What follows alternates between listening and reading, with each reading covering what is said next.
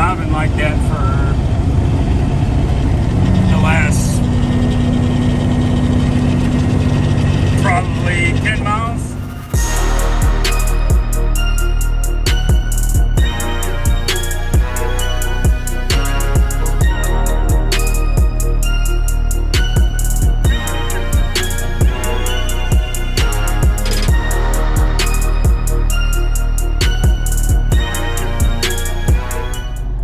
What's going on, everybody? So we made it to Bolivar or however you say it, Missouri. We are at Tracker Boats. It says I'm getting 3 things on the Raycon, but unless they're really small pontoons, I'm only getting 2. So I don't know exactly. It may be 2 boats and like a credit motor or something like that. I have no clue. My trailer's not really set up for boats as far as the type of load levelers they use, but they said, you know, just make sure you have dunnage. So I don't know, we'll see how this works. The good thing about my StepDeck is it only drops down like a foot to maybe a foot and a half. So it doesn't drop down real far like a normal StepDeck. Like now these are real like I guess you could call them low pros, but I mean they're not really.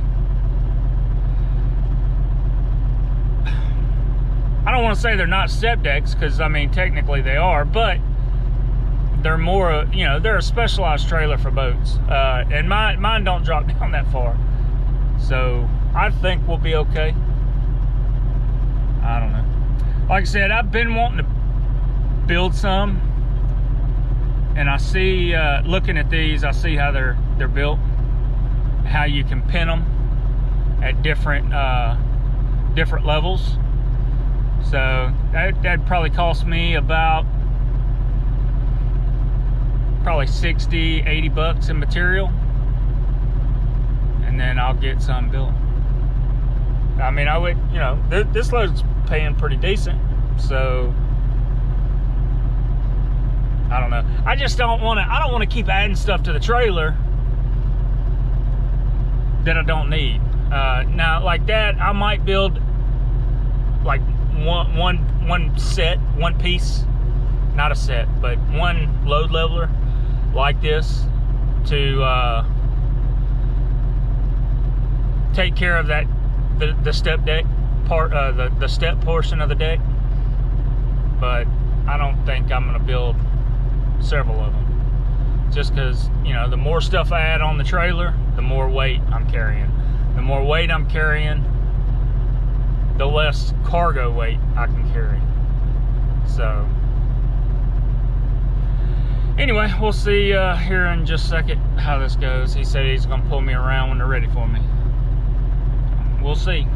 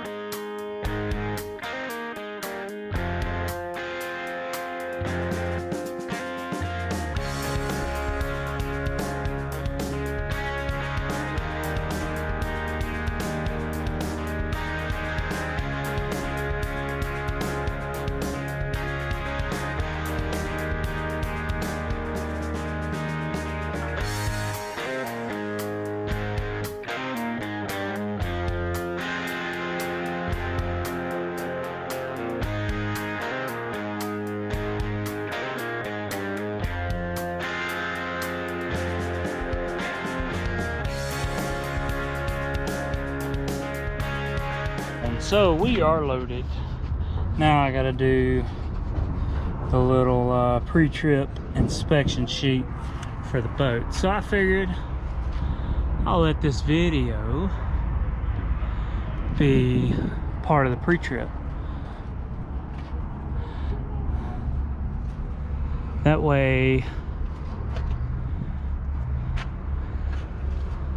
there is video evidence. Just looking for any dings, scratches, anything that they can try to claim.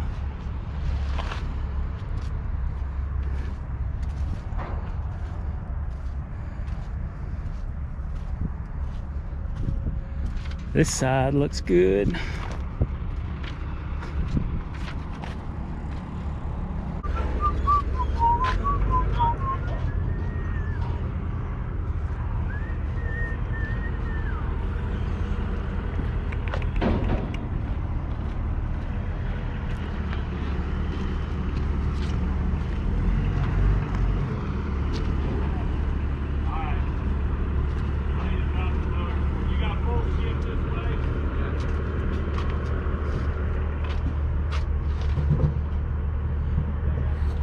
Everything looks good. So we are gonna hit the road and head to California. I got a drop in Ontario, California, and then one drop in Anaheim, California. So let's get on the road, make some time. I should be able to drive till about 7:30, 8 o'clock tonight. So be able to make a little headway tonight or this evening. Holler at y'all later. Y'all check out this truck. It's a beauty.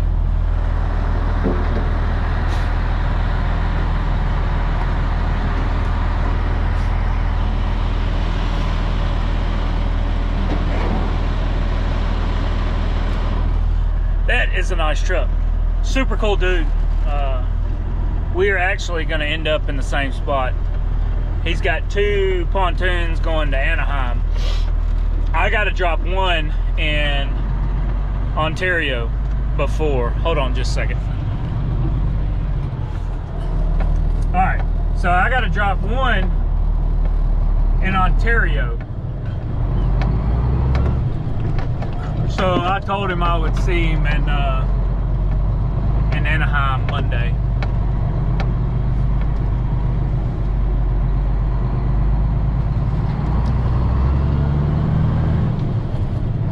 But yeah, no, that truck's nice, like really, really nice. It would be better if it was a pre-2000, but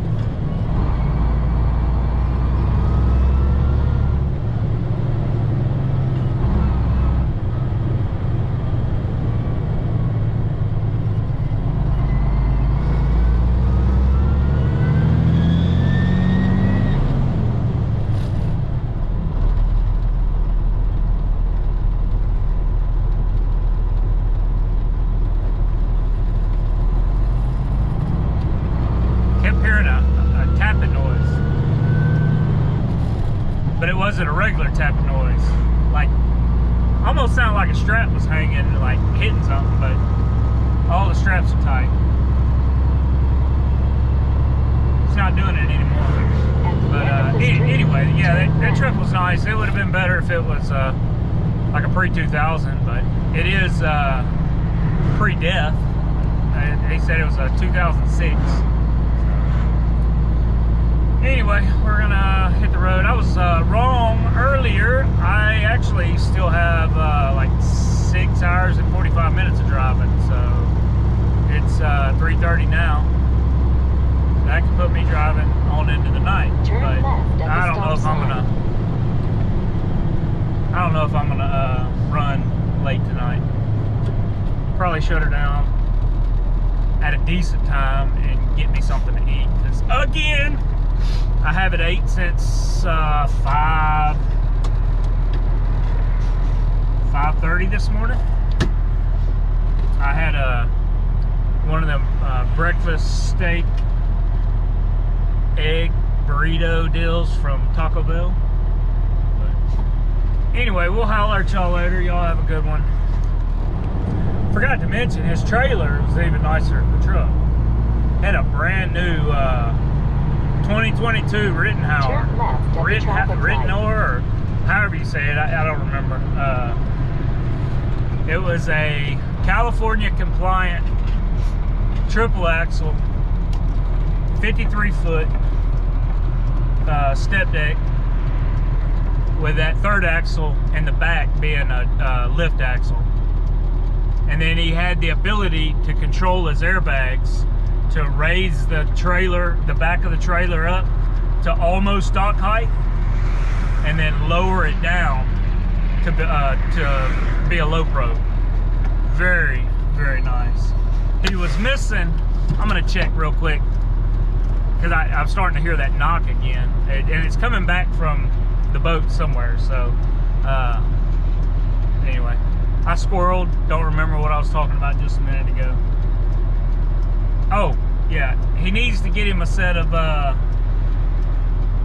ramps to use as load levelers, because he had a little bit of an issue with that front boat, and he needed load levelers for it, but they were able to make it work. So anyway, later. Another what the hell moment. My current situation. So I'm driving down the road, we get to a congested part,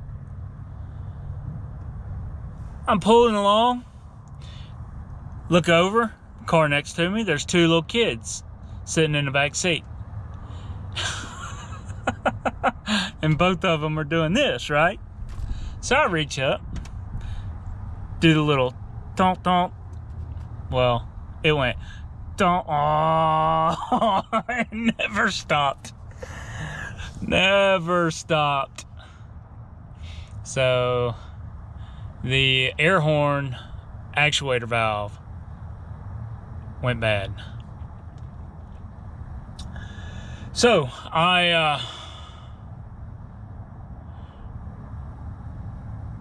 of course I pulled over real quick, hopped out, dumped my, turned the motor off, dumped my air to get them to stop, right?